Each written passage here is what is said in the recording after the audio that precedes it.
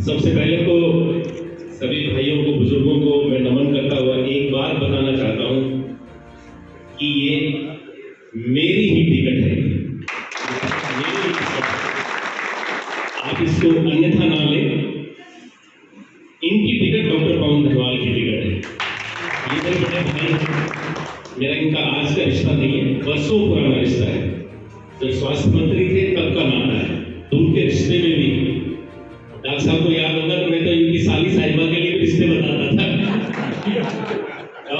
एक बार का एक वाक्य छोटा सा, डॉक्टर के लिए रिश्ता ढूंढने हम इतना प्यार प्रेम है कि इतनी जिम्मेवारी की बात भी डॉक्टर साहब मेरे से शेयर करते थे। ये कब के रिश्ते हैं, इतने पुराने रिश्ते हैं, और मैं ऐसा कभी नहीं समझ पाया कि इनमें और उसमें कुछ अंतर है। जो इनका है वही मेरा है, जो मेरा है वही इनका है। मेरे साथ आज मेरे साधु साहब हैं धनपत सिंह जी, जो चुनाव आयुक्त हैं, उनके माता जी के एमएम के कार्यक्रम में मैं शामिल हुआ, तो भाई साहब भी आए उसमें। तो भाई साहब कहने लगे, मेरे बड़े ब्रदर जो उत्तराखंड पब्लिक एसोसिएशन के चेयरमैन हैं, जो आईएएस वो भी थे, डॉक्टर राकेश 92 बैच के आईएएस। तो भाई साहब रंगा साहब उनको कहने लगे कि भाई एक घर से डॉक्टर पवन बने। आप देखिए इनके भावों को भी समझिए, और मुझे आप यकीन माने, एक तो कहने मात्र को कोई कह डाले बात को, तो ऐसा नहीं है। सचमुच इनकी टिकट से जो मुझे प्रसन्नता हुई है उसको अन्यथा न ले, उसका मैं शब्दों में नहीं बयान कर सकता, जिक्र नहीं कर सकता। ठीक है, आदमी अपने प्रयास के लिए करता है, वो डेफिनेटली बात है कि खुद के प्रयास, सबको हक है, सबने किया वो प्रयास, सभी ने किया, माउंट कैंडिडेट्स ने किया, एक ही को मिलनी थी। और जैसा कि ईश्वर भाई ने बताया, छोटे भाई हमारे, कि मैं हमेशा यही कहता था कि जिसकी भी टिकट होगी, मैं कांग्रेस के सच्चे सिपाही के नाते उसकी मैं तन मन से मदद करूंगा। और मैं आज आपके बीच में इसी उद्देश्य और राशि को लेके, और आपको मैं आश्वस्त करता हूँ पूरी तरह से, आप रंगा साहब आप तो यहाँ से निश्चित होकर जाइए, आपकी जीत को तो कोई टाल ही नहीं सकता। मेरे जो कार्यकर्ताओं को हुजूम आप देख रहे हैं, सब अलग अलग जगह से, झाबुआ से, रसियाबाद से, धामलाका से, पाली से, कोरी से, कुंड से, मणिपुर से, आप सबके जो परिचित चेहरे को आप नए नहीं दिखेंगे, पर ठीक है, वो मेरे पुराने, जैसा कि आपको ज्ञात होगा 2005 में और 9 में मैं टिकट मांगता था। हर गांव में रिश्तेदारियां, सब लोग, सबको तन मन धन से जोड़ दिया है।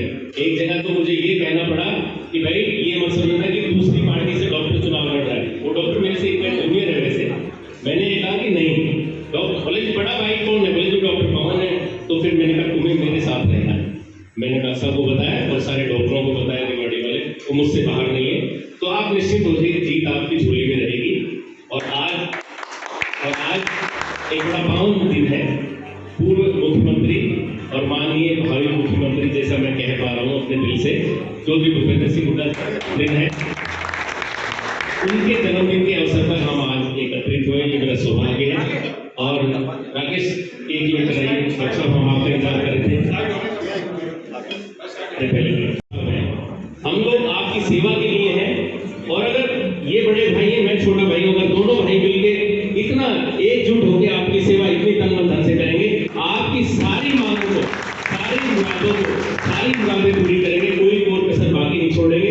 हाँ, एक बार डॉक्टर साहब मैं आपसे बिल्कुल, मैं आपके बिहाफ पे मैं पहले भी उनको आश्वस्त कर चुका हूँ कि भाई कोई कार्यकर्ता, कोई मेरा है, आपका, अब तो सब आपके हैं, मैं तो आपको इनको सुपुर्द कर रहा हूँ, ये सब एक हैं। इनका कोई कभी किसी दिन, किसी रात बेरात की, कोई दिन, कोई ना समय देखे ना कुछ और। मुझे पता आपका हृदय बड़ा विशाल है, आप डेफिनेटली इनके काम के लिए हमेशा आगे रहेंगे। पर मैं इतना जरूर चाहूंगा कि मेरा ये अपना परिवार है, इनको प्राथमिकता मिले हर काम में, और इनका कोई भी काम हो, इनकी कोई भी काम हो, इनका कोई भी इच्छा हो, उसको आप पूरा करेंगे। और डॉक्टर साहब को लेकर मैं एक बात और कहता हूँ, डॉक्टर साहब का जो अंदाज है, ये हमेशा सरल तरीके से, सहज भाव से, जमीन से जुड़ के रहे हैं। इनको अभिमान कभी छूकर नहीं है, मैं इनको वर्षों से जानता हूँ। और डॉक्टर साहब, जैसा कि एक संस्कृत का श्लोक भी है कि नमन्ति फलिनो वृक्षः नमन्ति गुणिनो जनः शुष्क वृक्षास्य मूर्खास्य न नमन्ति कदाचन। तो गुणवान जो मनुष्य वो झुक जाते हैं, फल वाले वृक्ष झुक जाते हैं। संस्कृत के डॉक्टर साहब ज्ञाता है, पर मेरा मन किया कि मैं भी संस्कृत की 2 बातें कह दूं। तो आप देखिए, आप सचमुच खुद उसी प्रवृत्ति के, उसी उदार व्यक्तित्व के धनी हैं, और मुझे मालूम है, मुझे पूर्ण विश्वास है आप इस बात को लेकर आगे चलेंगे। और देखिए, आपने बरसों मेहनत करी है इस इलाके के लिए। ठीक है, कभी किसी और पार्टी से मौका मिला आपको किसी और पार्टी के मंत्री थे, वो एक अलग भाव है। हर लिहाज से जनता और क्षेत्र की सेवा के लिए ना, आप चाहे किसी भी पार्टी से रहे, ठीक है। अब हमको देखना है कि कांग्रेस को मजबूत करना है।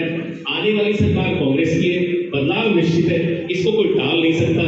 और डॉक्टर साहब, मैं तो सभी इन सब भाइयों की, सब आपके लिए एक ही बात कह के जाऊंगा, और वो मैं हमेशा कहता हूँ कि भाई आपने तो एक किरदार वो आपने निभाना है, और हर एक को जीवन में कोई किरदार मिला है। अब आज हम समय हमारे पास कम है, हमने बहुत अच्छे तरीके से अपना, किसी को बूथ पे ड्यूटी लगेगी, किसी कार्यकर्ता को घर घर में जाना पड़ेगा, अपनी एरिया बांट लेंगे। देखिए, अब आज ये चर्चा करने का मन इसलिए करना कि हमको ये तैयारियां भी करना चाहिए कि कैसे कैसे उसको कार्यान्वित करना है, क्या योजनाबद्ध तरीके से बातों को आगे लेके जाना है। 4 लोग इस दिशा में चले जाएं, कुछ उत्तर में चले जाएं, अपने गांव बांट लें, गलियारे बांट लें, गली कुचे पे चले जाएं, नुक्कड़ पे चले जाएं, अपने तरीके से अलग सभाएं करें।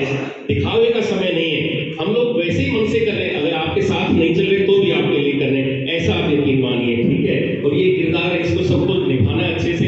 देखिए, इतनी शिद्दत से निभाओ अपने किरदार को, इतनी शिद्दत से निभाओ अपने किरदार को कि पर्दा गिरने के बाद भी तालियां बजती रही। अब मैं इन्हीं शब्दों के साथ अपनी वाणी को विराम दूंगा, क्योंकि मुझे पता है आपके आगे के भी कार्यक्रम होंगे, आपने समय और भी जगह ले रखा होगा। आप आए, इसके लिए मैं अपने पूरे परिवार की तरफ से आपका दिल से आभार व्यक्त करता हूं, और मैं आशा करता हूं और आपको शुभकामनाएं देता हूं। आप भारी मतों के अंतर से जीत कर आएंगे, और जैसा कि सुभाष भाई ने कहा, शेखर साहब ने, कि बहुत जितना ज्यादा मतों के अंतर से जीतेंगे उतना ही बड़ा मंत्रालय में मिलेगा। तो हम चाहेंगे कि भाई आपको मंत्रालय सचमुच बड़ा मिले, तभी तो हमारे क्षेत्र का विकास होगा, तभी क्षेत्र का काम होगा। हालांकि इससे भी ये बात साबित नहीं होती कि बड़ा मंत्रालय मिलेगा तो काम होगा। बड़े बड़े मंत्रालय हमने पिछले मंत्रियों को देख लिए हैं, कोई विकास नहीं हुआ डॉक्टर साहब, विकास की दृष्टि से अधूरा है। उनके पास भी मंत्रालयों की कमी नहीं थी, पिछली योजना में भी मंत्री थे, उससे पिछली योजना में भी मंत्री थे। विकास कार्य इतने अधूरे हैं। अगर यहाँ लोकल इंडस्ट्रीज में आपके लोकल बच्चों को कोई प्राथमिकता नहीं दी जाती तो कितने शर्म